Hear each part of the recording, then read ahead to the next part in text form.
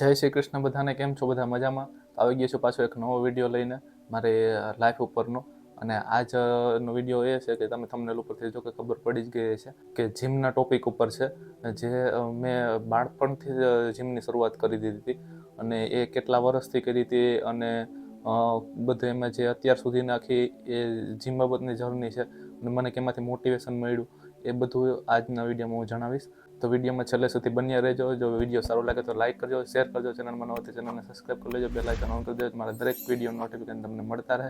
અને કોમેન્ટ કરવાનું ખાસ ન ભૂલતા તમને વિડીયો કેવો લાગ્યો. જો કોઈ મિત્રો આવી રીતે જીમ કરતા હોય તો તમને કેમાંથી મોટિવેશન મળ્યું છે એ પણ જણાવજો. અને બીજી કાંઈ પણ તમારી કોમેન્ટ હોય તો કોમેન્ટ બોક્સમાં કોમેન્ટ કરજો.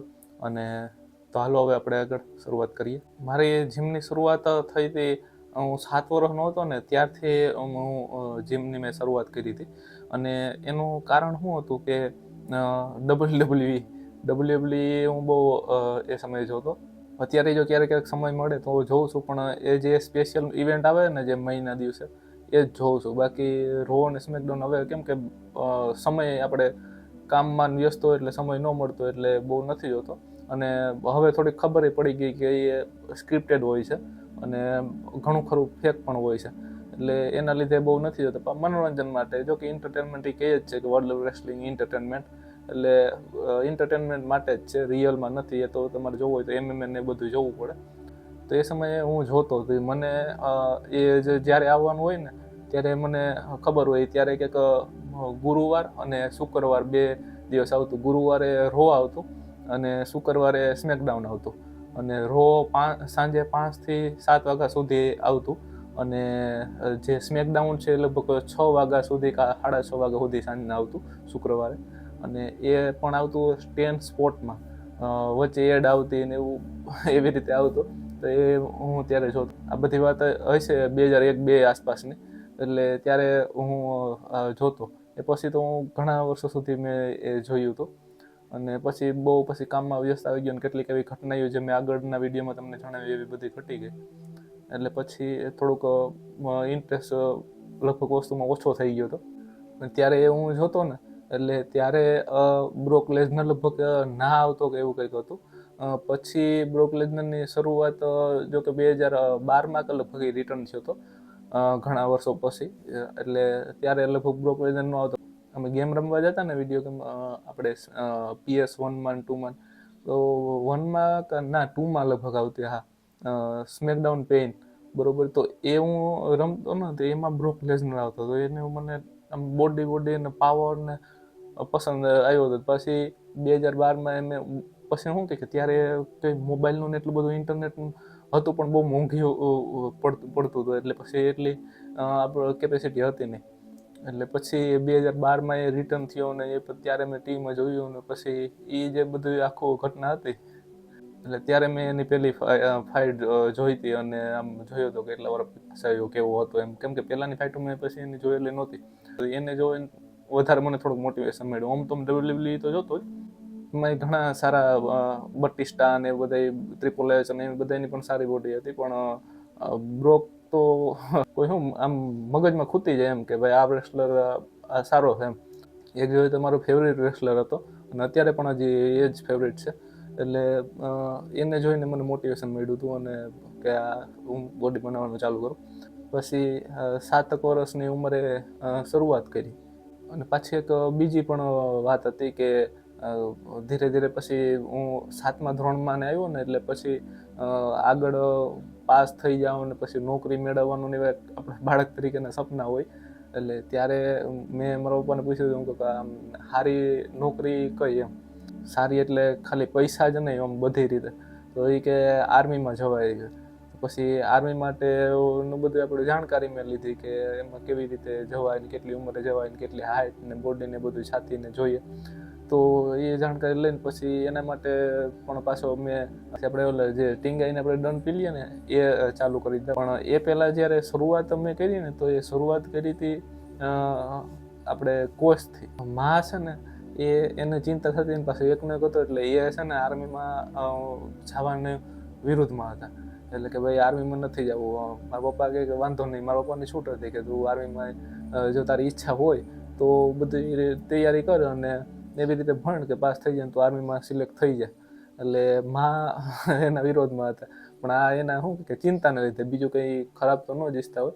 એટલે પછી મારી શરૂઆત થઈ હતી આપણે અમારે, હું 7 વર્ષનો હતો ને ત્યારે અમારે ત્યાં ઘરે કોઈસ હતી. તો મારા ને બાપા સૂઈ જાય ને બપોરે, એટલે પછી હું રિસેસમાં આવ્યો હોય ને એ બધી સૂઈ જાય, પછી હું ત્યાં અથવા તો રજા હોય ત્યારે બપોરે કોઈસ એ લઈ અને અવાજ ન થાય એમ પછી ને આમ ફરિયામાં કેમ વયો જાવ એમ દેખાવને, અને પછી ત્યાં એનાથી આપણે આમ ઉપાડતો એને કોઈસને.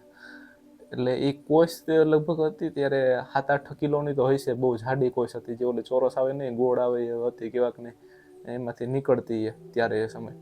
એટલે એ હતી, એ હું ઉપાડતો અને થોડી વારમાં થાકી જતા, કેમ કે એવડી ને એવડો છોકરો, 7 વર્ષનો છોકરો ને એવડું, એટલો વજન પાછો કેટલી ઘડી, એ સમયે લગભગ 10 વખત આમ ઉપાડી શકતો. એટલે પછી થાકી જાય, વળી પાછી પોરો ખાઈને વળી પાછો. એટલે એવી રીતે પછી ધીરે ધીરે જે આર્મીનું મેં તમને કીધું ને, તો આર્મીના આ તો WWE જોઈને મેં ચાલુ કર્યું હતું. પછી આર્મીમાં જવું હતું ને તો હાઇટ મને છે ને ઓછી લાગતી હતી. લોકો હાઇટ વધારવા ઉપર હવે ધ્યાન દેવું જોઈએ, તો એના માટે કઈ કસરત છે, તો એ આપણે ઓલા જે ટીંગાઈને આપણે જે દમ પી લઈએ છીએ એ રીતના. તો પછી હવે એ મારી પાસે કોઈ ઇન્સ્ટ્રુમેન્ટ તો ત્યારે હતા જ નહીં, અને લેવાની કોઈ ત્રેવડ હતી નહીં. એટલે પછી ત્યાં અમે અમારું જે ઘર હતું ને એ પછી બનતું હતું, અને આ વાત લગભગ હશે 2010ની કા 10-11 આસપાસની હશે. અને ત્યારે મારા પપ્પા પણ બીમાર પડ્યા હતા, અને હું 10મામાં ફેલ પણ થયો હતો. તો હજી 10મામાં ફેલ નહોતો થયો, એ પહેલાંની આ વાત છે. એટલે પછી મેં તૈયારી બધી આવી રીતે ચાલુ કરી હતી. તો એ ડન ત્યારે હું આમ અમારે ત્યાં બીજે એક અમારા સંબંધીનું સગાનું ઘર હશે ને, ત્યાં અમે ભાડે રહેવા ગયા હતા. તો પછી ત્યાં છાજલી હતી, આમ ન આપણે મેળી હોય એની છત હોય ને છાજલી થોડીક બહાર નીકળતી હોય, તો એ અમારે ત્યાં ફરિયામાં જ પડતી. અને પછી એની ઉપર ચડવાની, ત્યાં મેળી પર ચડવા માટે સીડી નહોતી, હેઠે ઘણી બધી આમ રેતીનો ઢગલો પાથરેલો હતો, કેટલીક કામની મકાનના કામની વધી હશે તે. અને એના પાસે આમ સાઈડમાં દિવાલમાં પગથિયા ટાઈપના થોડા અંતરે પાણા બહાર નીકળતા હતા. તો એના ઉપર ચડીને ઉપર આમ પછી સાજલી આવી જાય. હાવ મેળી પર ચડવું હોય તો ત્યાંથી ચડાય જાય, પણ બાકી સાજલી આવી જાય. પછી સાજલી આમ કરીને હું પકડી રાખતો, જેનો કાંઠો હોય ને એ. પછી આમ બે હાથે પકડી ત્યાંથી આમ આવી રીતે આમ દાઢીથી આમ ઊંચું થઈ જાવ ને એટલું આમ એ દંડ પીલતો. પછી એમાં થતું શું કે એની જે કડ હોય ને, જે સ્લેબની ઓલી કાંકરિયું હોય ને, એ કાંકરિયું બહુ ખૂટતી, રફ હતું, કે એટલું બધું પાકું કામ નહોતું કર્યું. એટલે ત્યાં એ ખૂણે છે ને કાંકરિયું બહુ હતી. એ કાંકરિયું શું થાય કે આ જગ્યા છે ને ત્યાં મેન વજન આવે, જે આ બીજું ટેરવું આપણે છેલ્લું ટેરવું હોય ને એની શરૂઆત થાય ને ત્યાં. તો આ બધી જગ્યાએ બે હાથમાં છે ને એકદમ કઠણ ઓલા થઈ ગયા ચામડા, આમ ખેંચાય ને ત્યાં ભેગા થઈને કઠણ થઈ ગયા. એમાં તમે કદાચ હોરી મારી દો ને તો પણ કાંઈ થાય નહીં, અને આમ અસર પણ ના થાય, એમ કે લોહી કે કાંઈ ના નીકળે. એટલે પછી એ વસ્તુ છે ને કેટલોક સમય મેં એવી રીતે કર્યું ને, તો એક દિવસ મારા પપ્પા જોઈ ગયા કે તારા હાથ બતાવી, તો એમાં શું છે કે આ કારું શું થઈ ગયું. એને જોયું એ કે આ શું છે, હું કાંઈ નથી કે પછી ધરારથી મને ઓલું કીધું ને. એટલે પછી મેં કીધું કે આવી રીતે હું કસરત કરું છું. પછી થોડાક ખીજાણા તો ખરી, પણ બહુ વાંધો ના આવ્યો. પછી માને બહુ ચિંતા હતી, એ થોડાક વધારે ખીજાણા કે ભાઈ તું રહેવા દે ને આમને આમને. એટલે પછી તો પણ મેં તો એ ચાલુ જ રાખ્યું, એને ખબર ન પડે એવી રીતે, પણ આપણું કામ ચાલુ જ રાખવાનું. પછી તો પુશઅપ કરતો અને એવું ઘણી જે મને અનુકૂળ લાગતી ને સમય મારી પાસે હોય એ પ્રમાણે હું કરતો. પણ કોઈ આમ ઇન્સ્ટ્રુમેન્ટ એના નહોતા લીધા, એમને જેની જ્યાં મેળ આવે એમ. દાખલા તરીકે અમે આંબલીપુડી રમવા જતા, તો ત્યાં લીમડાની દાળ સારી એવી દેખાઈ જાય ને, આમ વ્યવસ્થિત આમ આડી હોય, તો ન્યાય પછી પુશઅપ આવેલા જે દંડ કહું છું ને, લટકીને દંડ પેલો ન્યાય પણ ચાલુ કરી દેતો. એટલે પછી એવી રીતે જ્યાં ટાઈમ મળે ને, જે ટાઈમ મળે એ પ્રમાણે મેં ચાલુ કરી દેતો કસરત કરવાનું. જોકે આર્મીમાં જવાનું સપનું હતું એ અધૂરું રહ્યું. એનું કારણ એ છે કે એટલી મહેનત એટલા વર્ષ કર્યા પછી પણ હું જ્યારે આર્મીની 2 જગ્યાએ ભરતીમાં ગયો હતો, એક રાજકોટ અને એક જામનગર. તો જે ઊંચાઈ મારી છે ને, શરૂઆતમાં ઊંચાઈમાં પણ ઊંચાઈમાં 2 ઇંચ ને લીધે હું નીકળી જતો. એટલે શરૂઆતમાં જ નીકળી જતો, કેમ કે શરૂઆતમાં હાઈટ માપતા એટલે. તો એ જે એટલા વર્ષોની મહેનત હતી બધી પાણીમાં મારી ગઈ હતી. બાકી બીજે કોઈ વસ્તુમાં તો મને એટલે ખબર છે કે હું લગભગ અટકત નહીં, કેમ કે મારા ડોક્યુમેન્ટ એ બધા કમ્પ્લીટ હતા અને ઓરિજિનલ બધા એની ઝેરોક્સ ને બધું કમ્પ્લીટ જ હતું. કોઈ એવું નહોતું કે આ પહેલું. અને એ આર્મીમાં ભરતીમાં જવા માટેના ડોક્યુમેન્ટ બહુ ઝાઝા એ સમયે જોતા. અત્યારે મને બહુ એટલે ખબર નથી. અને એ ડોક્યુમેન્ટ કઢાવવામાં લગભગ મારે 8 થી 10 દિવસ લાગ્યા હતા. એ પણ સવારે નીકળી જાઉં, ખાવા પીવાનું કાંઈ નહીં જ્યાં સુધી આપણું જે કામ લઈને નીકળ્યા ન હોય ત્યાં સુધી. અને બપોરે રોંઢે સાંજે ક્યારેક આવતો ને પછી આવીને ખાવાનું બનાવીને ખાવાનું. એટલે એ બધી એટલું બધું કર્યા પછી પણ આ વસ્તુને લીધે નો મેળવ્યો. જુનાગઢ કેટલા સહી સિક્કા કરવા ગયા, ડોમિસિયલ ને ક્રિમિનલ ને ઘણા બધા આપણે જાતિનો દાખલો અને આવકનો દાખલો અને એવા બધા કેટલા બધા લગભગ 10-15 એવા કઢાવવા પડતા. અને ત્યારે બધું મેળ આવે. પછી એમાં પછી આની સહી જોઈએ ને એ વળી એ અધિકારી ત્યાં કે દિવસે આવતો હોય, અઠવાડિયામાં 1 દિવસે આવતો હોય, એ તારીખે આપણે ત્યાં જવાનું, એમાં પાછો આપણો વારો આવે કે નહીં ને. એટલે એવું બહુ મગજમારીને એવું બધું ઘણું બધું ઓલું કર્યું ને થોડું ખર્ચાણો હતો પણ છેલ્લે ન મેળવ્યો. અને જામનગર જ્યારે આર્મીની ભરતીમાં ગયો ને ત્યારે તો અમારે એ આખી સ્ટોરી પણ અલગ છે. હું અહીંથી ત્યારે માં જીવતા અને માં ના પાડતા છતાં પણ હું ધરારથી ગયો હતો. અને હું અહીંથી ગયો ને આગલે દિવસે સવારે કંઈક 4:30 વાગે કાંઈ ભરતી ચાલુ થવાની હતી. તો ત્યાં સુધીમાં આપણે એ ગ્રાઉન્ડમાં પહોંચી જવાનું હતું. એટલે પછી હું અહીંથી નીકળ્યો માણાવદરથી જુનાગઢ માટે. જુનાગઢથી પછી જામનગર મારે બસ રાતે પકડવાની હતી. તો ત્યાં જુનાગઢ તો પહોંચી ગયો રાતથી. અને પછી ત્યાંથી જામનગર જવા માટેની બસ જે આવવાની હતી ને એમાં કંઈક પ્રોબ્લેમ આવી ગયો એટલે પછી એ રદ થઈ કે એવું કંઈક થયું હતું. અને એ આવે એમ નહોતી. પછી મારી જેમ કેટલાય છોકરા હતા ને એ બધાને ત્યાં ભરતીમાં જવાનું હતું. ત્યાં એ જુનાગઢમાં એ આવ્યા હતા. ઘણા ખરા જુનાગઢના જ હતા. એ આખું એક 7-8 જણાનું ગ્રુપ હતું. પછી બીજા કોક છૂટક 1-2 જણા હતા. એટલે બધા એ જ રાહ જોઈને ઊભા હતા. જામનગર પછી આ ખબર પડી કે ભાઈ બસ હવે નથી આવવાની. તો પછી હવે જાવું તો હતું જ બધાને, તો હવે કરવું શું? તો પછી બધાએ મળીને ત્યાં એક જુનાગઢના જે ગ્રુપ હતું ને એની ત્યાં જાણીતો હોય છે તુફાનવાળો, તો એને ફોન કર્યો, ભાઈ અમે એટલા જણા છે ને અમારે ભરતીમાં જવું છે, બરાબર, કેટલા લઈશ? પછી બધી વાતચીત થઈ, નક્કી થયું. પછી રાતે લગભગ 11 વાગે અમે ત્યાંથી જુનાગઢથી નીકળ્યા હતા. અને પછી જામનગર થોડાક વહેલા અમે પહોંચી ગયા હતા. એટલે લગભગ 2-3 વાગે કદાચ પહોંચી ગયા છે. અને પછી ત્યાં બસ સ્ટેન્ડે પહોંચ્યા ને ત્યાં એને ઉતારી દીધા ને પછી વિચાર કર્યો કે હવે ભાઈ કરવું. અને મારા ગ્રુપમાં આવીને તો હું એક જ હતો. બીજા 2-3 જણા હતા પણ એ બધા અલગ રીતથી પોતપોતાની રીતે અલગ આવવાના હતા. એટલે પછી એમાં હું એકલો જ હતો. અને હું ત્યારે એમ સમજી લઉં કે રાજકોટ કોઈ દી નહોતો ગયો, ડાયરેક્ટ જામનગર જવાનું હતું. દિશાય નહોતી જોઈ. ત્યાં વહેલા પહોંચી ગયા હતા બસ સ્ટેન્ડે. એટલે પછી હવે કરવું શું? તો બધા ત્યાં મિત્રો હતા તો એને બધા જે ગ્રુપ હતું એને કેટલાય વિચાર કર્યો કે કેટલાક તો નીકળી ગયા કે આપણે ત્યાં ગ્રાઉન્ડ પાસે જઈએ, ત્યાં એવું હોય તો ઘડીક વાર રખડશું, ઓલું બેસશું, ગમે કંઈક કરશું. મને છે ને થોડોક ઉજાગરો હોય ને એટલે ન ઉમેળ આવે. અને ઉજાગરો હતો, તુફાનમાં હોવાની ટ્રાય કરી હતી પણ સાગરમાં નીંદર બહુ ન આવે.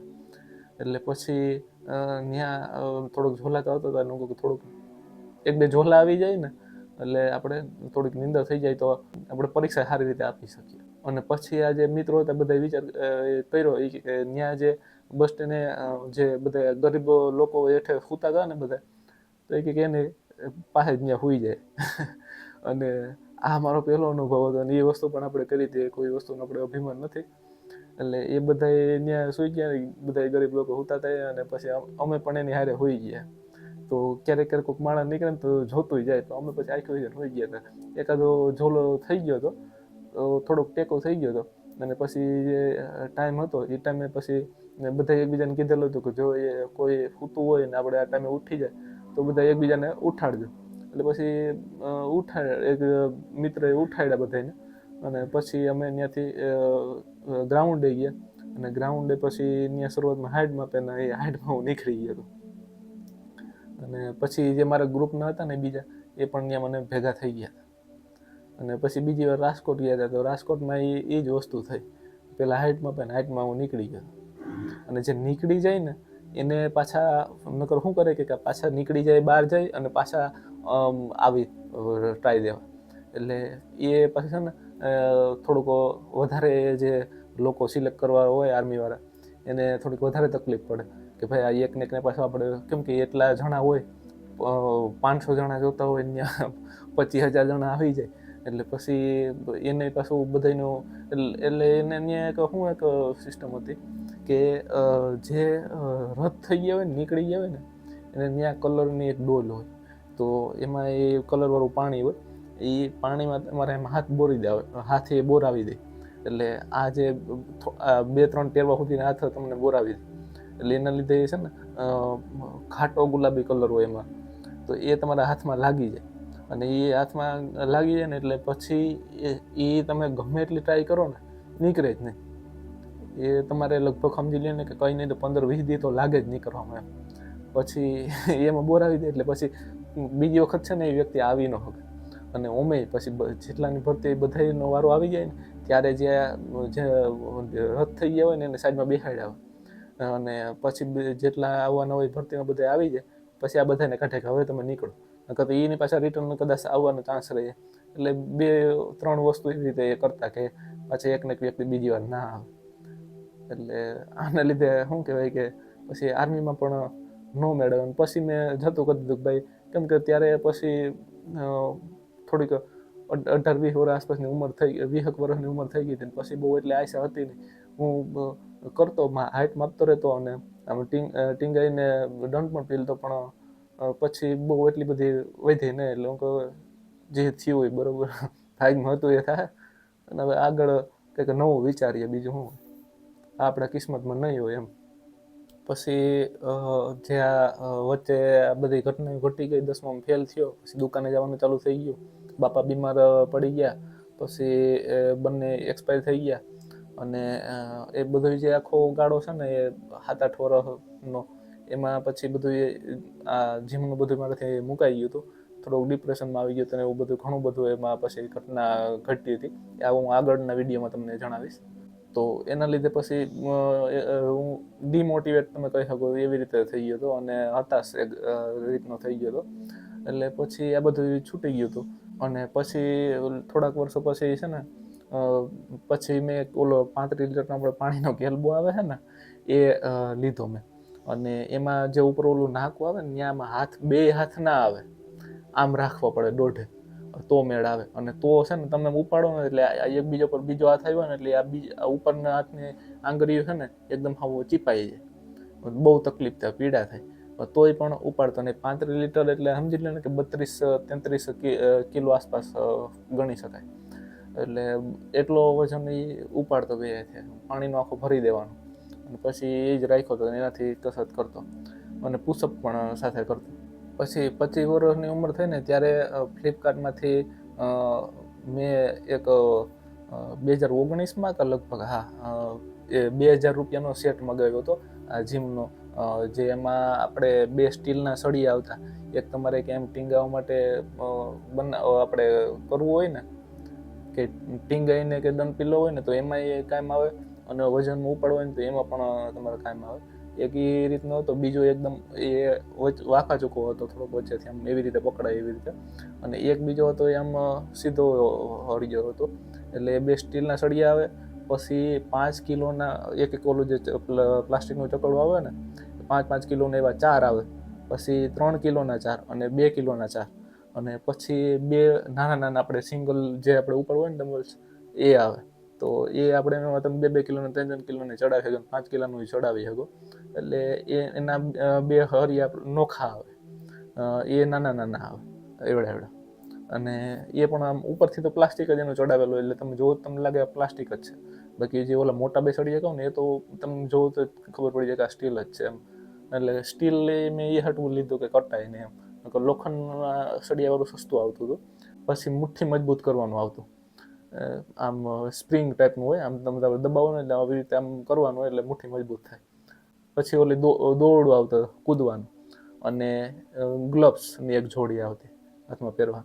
એટલે આ આખો સેટ આવ્યો હતો. મારે તો મેન તો ઓલું શું કે જે ઉપાડવાનું હતું વજન એની જ મારે જરૂર હતી. એટલે પણ આ બધું આવતું હતું તો પછી આપણે શું તમને ના પાડવું જોઈએ.